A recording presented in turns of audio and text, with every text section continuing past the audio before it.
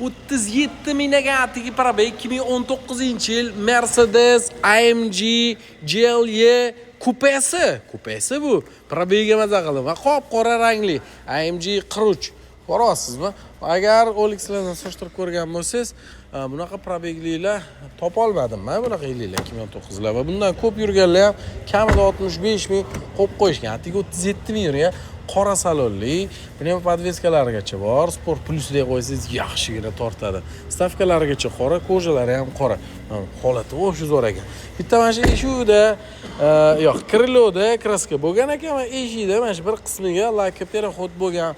Bo'ldi, oldi-ortqa udar-pudar boshqa joylarda kraska yo'q ekan. Probega 37 ming, yana aytaman. Srochniga 54900 ga bosib yuborsangiz bo'ladi. 54900. Kupesi o'z bilasiz, GLE'da qimmat, timo'l AMG probega вообще kam. Bosib qarang.